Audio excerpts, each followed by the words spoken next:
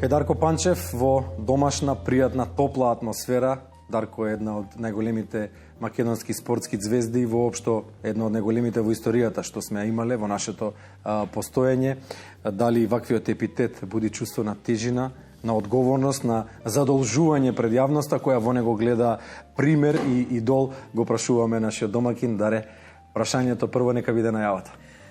Па добро, секако дека е убаво чувството кога знаете дека во одреден спорт во кој што сте се ангажирале целиот свој живот, нели, толку многу сте се труделе, откажување од многу работи и на крајот сето тоа кој ќе биде заокружено со одредени успеси во кариерата, со одредени убави моменти кои ќе им останат во сеќавање на луѓето и нормално дека уште кога ќе при сето тоа станеш и една голема звезда во нешто си го работел, секако дека чувствата се прекрасни и тоа на некој начин им дава, сигурен сум, и мотивација на младите да некој од нив и тоа истото го повтори.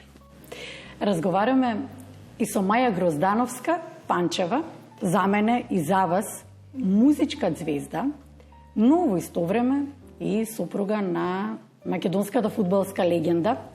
Па со неја ќе разговараме малку повеќе и ќе слушнеме од друга страна за начинот на живот како сопруга на Дарко Панчев, но и како мајка на две прекрасни ќерки, Надица и Марија. Маја, вие сте јавна личност. Секогаш сте биле под будното око на јавноста. Јас ве паметам како една од највпечатливите музички звезди кај нас. Но и вие сте сопруга на Дарко Панчев. Секогаш сум се воодушевувала на скромноста, на умереноста која што сте ја имали, сте ја задржале си во овие години. Како спеавте во тоа?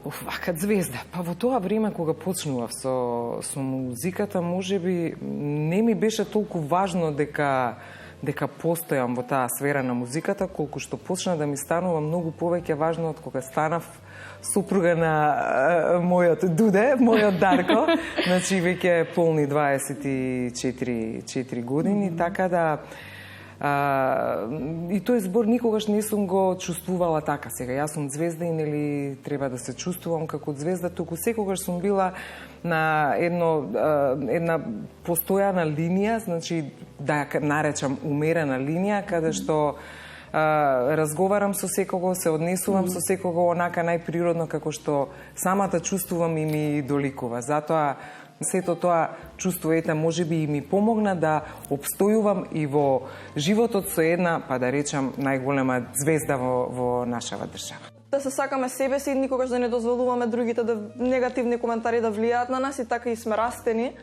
И се, што друго да кажам, не знам.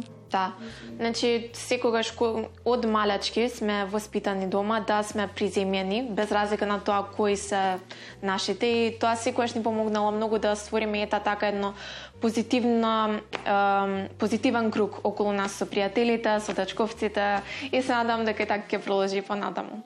Каков општествен статус уживаат спортските легенди во Македонија? Како Дарко се чувствува по завршувањето на богатата, исполнета со трофеи, со достигнувања кариера, како некој што остави силен белег во историјата не само на македонскиот, не на југославенскиот, не на европскиот, туку на светскиот фудбал?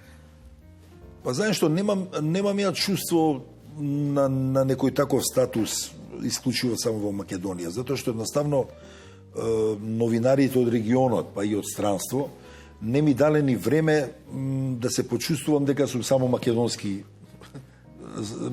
звезда.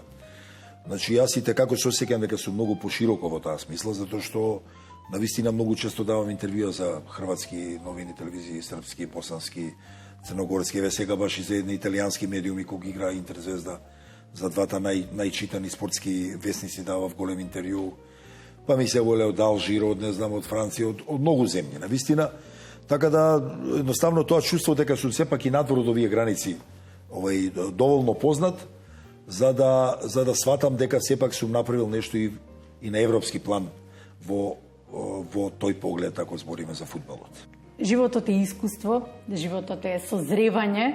Вие ќе кажете дека школа. Да, дека едно животно училиште за вас, животот со Дарко, и веројатно веќе си разговарате, си изборувате, ќерките растат, секој си фаќа свој пат. Така. Што ќе прават Маја и Дарко заедно? Правите планови? Знаете дека во многу наврати така си седиме, пошто ете веќе и Надица и Марија порасна.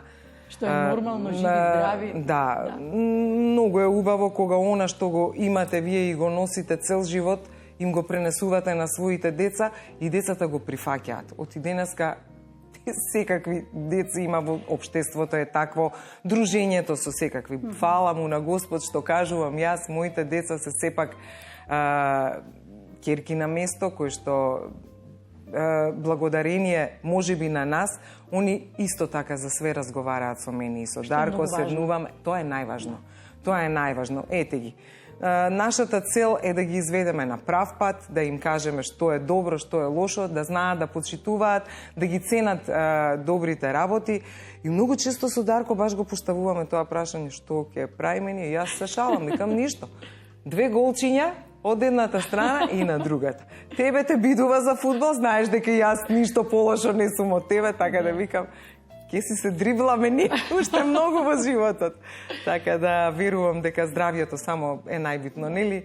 Нека не послужи и да си живееме онака како што сме си живееле до сега, па да си дочекаме и внучиња и ред работи кои што следат во животот.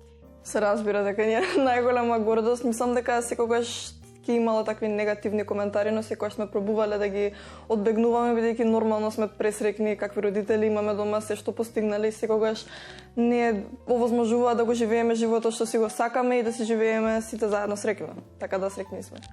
Точно, се служам со Марија, истото мислење го споделувам и сакам да кажам дека многу зависи во кој контекст го мислат тоа, значи имало и негативни и позитивни коментари, но никогаш воопшто не сме дозволиле тоа нас да ни влијае, затоа што ние си знаеме дома колку ни е убаво, позитивно, кое цело време се шири позитивна енергија околу нас, така да кој што сака може да мисли.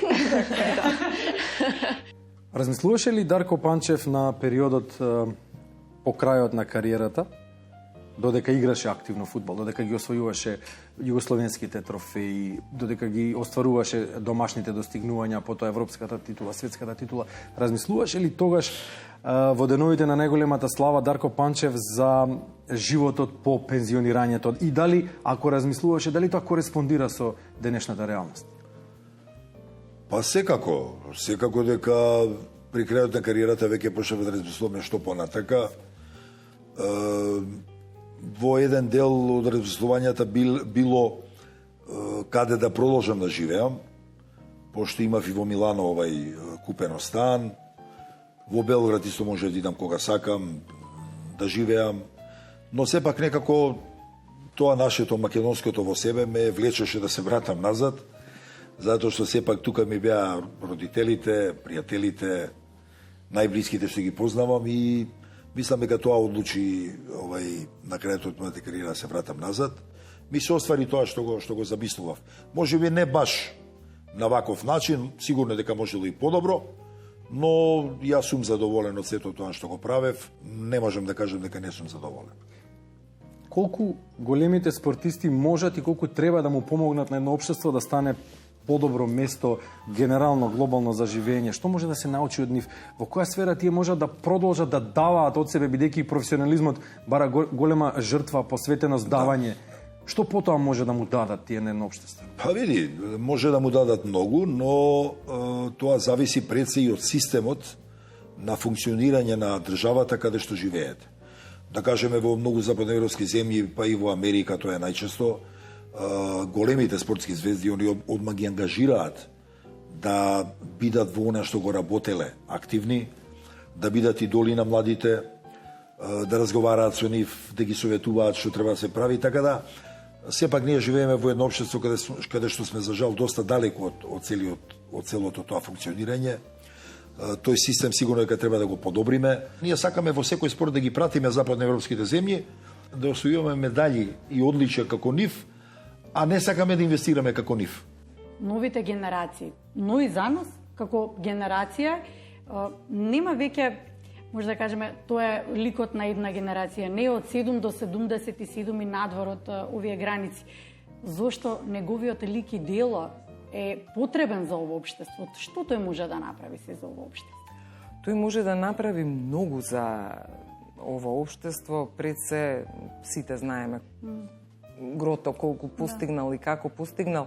Мене многу ми е само жал и секогаш криво, и тоа многу често му го кажувам. Многу ми беше мерак да си отвори некоја приватна школа за фудбал, каде што ќе може уште на малите дечиња кои што го сакаат спортот, нели, кои што уште повеќе да го засакаат. Да го засакаат, затоа што он е голем дечар, многу умее со дечиња и мислам дека е толку добро начитан и елоквентен да не само визуелно, туку и речито да ја пренесе сета таа убавина за фудбалот и за спортот, па не само кај малите и кај возрастните.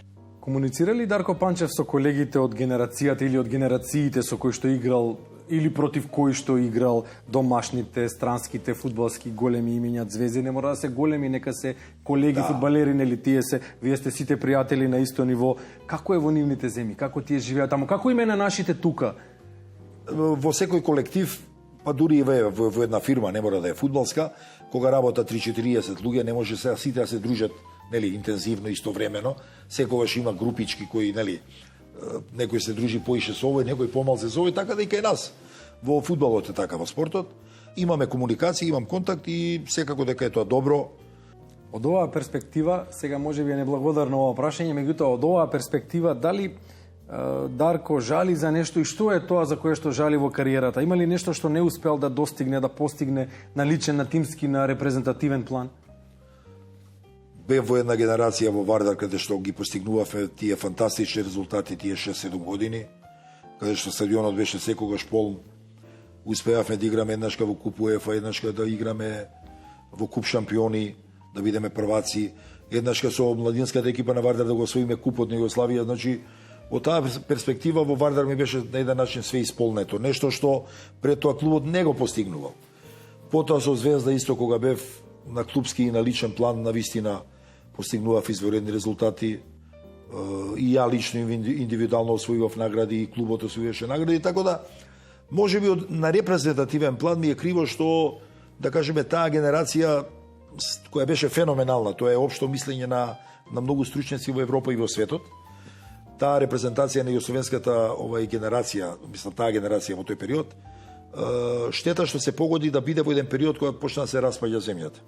Сите оние немири и лоши работи што се случуваа, јас сум убеден дека таа генерација можеше да направи и да освои еден голем трофеј на светската сцена, затоа што навистина имаше квалитет. Тоа можеби вака ми е малце жал, но во целина кога ќе заокружам, фудбалски гледано, не можам да бидам незадоволен апсолутно, затоа што навистина се уште сум единствен македонец, не знам некој друг дали има освоено такви високи вредни награди како прв стрелец на Европа, златната копачка, како сребрената топка во изборот на Франс Фудбал за најдобар играч на Европа, значи сум бил втор во Европа. Така да тоа се навистина достигнувања кои не може да те прават незадоволен. Чак напротив, може да те прават само горд, и мислам дека и ние како Македонија треба да бидеме горди што има некој македонец во фудбалот кој освојувал такви награди. Така да тоа е таа мотивација која треба на крајот на кришта да биде и за идните генерации.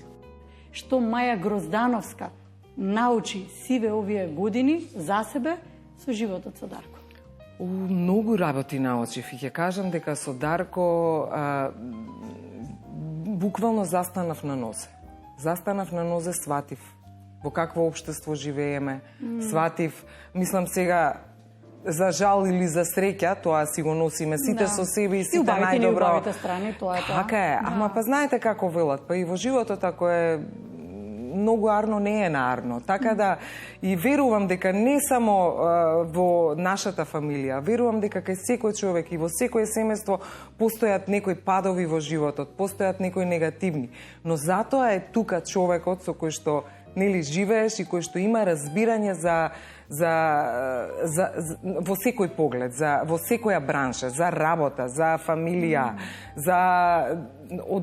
буквално за многу работи да размениш муаве, така да јас од Даре научив многу. Кога не би играл фудбал Дарко Панчев, сега е веќе искусен, го поминал животот што се вели професионален, меѓутоа што би бил Даре кога не би бил фудбалер? Никогаш не сум размислувал на таа тема, затоа што од дете веројатно би бил некој спортист повторно.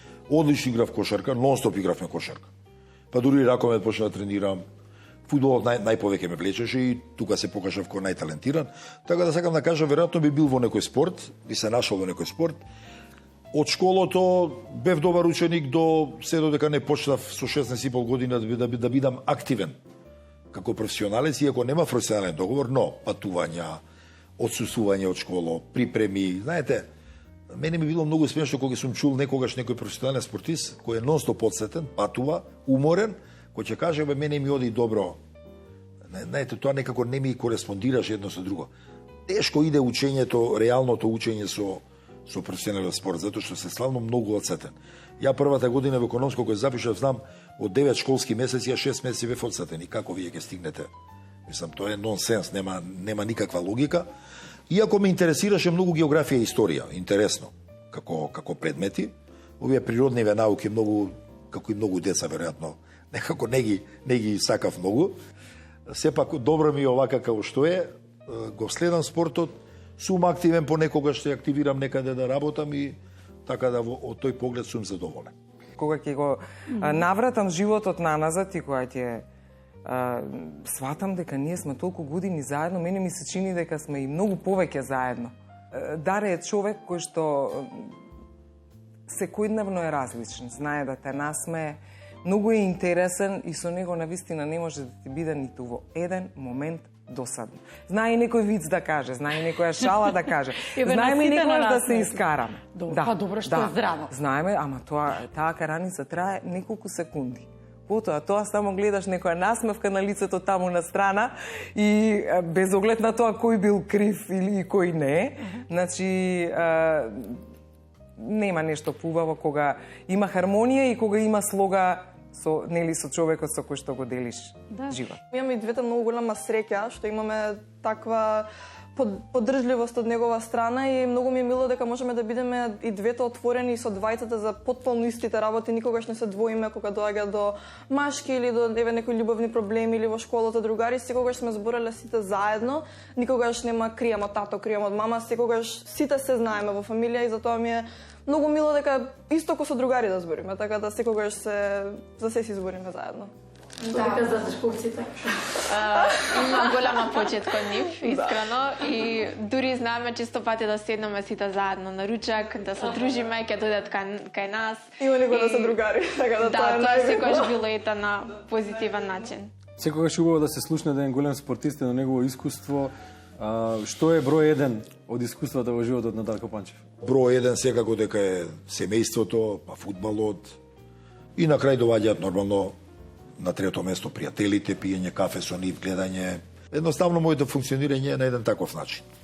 Како најблиските го доживуваат овој момент во животот на Даре? Би кажала дека животот со Даре едноставно е онака како што си го замислував и јас кога би запознала некоја личност. И воопшто неговата слава, која што ја има не само тука, туку и пошироко во светот, значи свидоци сме на тоа. Да, ќе кажам дека не допира толку во кругот на семејството. Сите знаеме кој е тато, децата малку подоцна, па бога ми и јас од текот на годините како се запознавме, осознав со каков човек живеам, а како и тој исто е научен да живее најнормално и да не ја потенцира својата слава која што е многу голема и има своја тежина. И мислам дека како сопруга негова дека понекогаш е тешко да се да се поврзеш со некои работи едноставно. Ете, семејството ми беше на прво место и ете сакав да се пренасочам на сето тоа и да го оформам она кое што го имам ден денеска. 9 прашања за славната деветка, македонска фудбалска, го деветото. Која е пораката за младите генерации? Ова е неизбежно на крајот. Треба да бидат упорни, да веруваат во себе, сега конкретно зборам за фудбалот. Знаете, мене другарите испред зграда ќе почне да ми свират.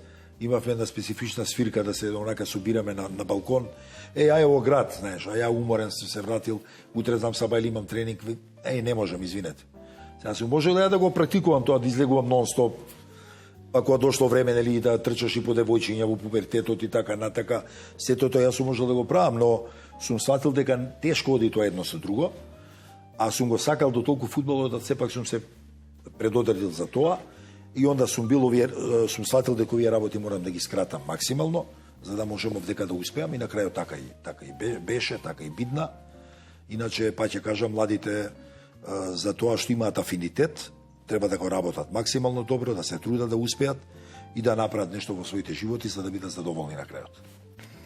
Тоа беше Дарко Панчев, 9 прашања за нашата славна деветка. Тука завршува формалниот дел од интервјуто. Дарко Панчев, почитување.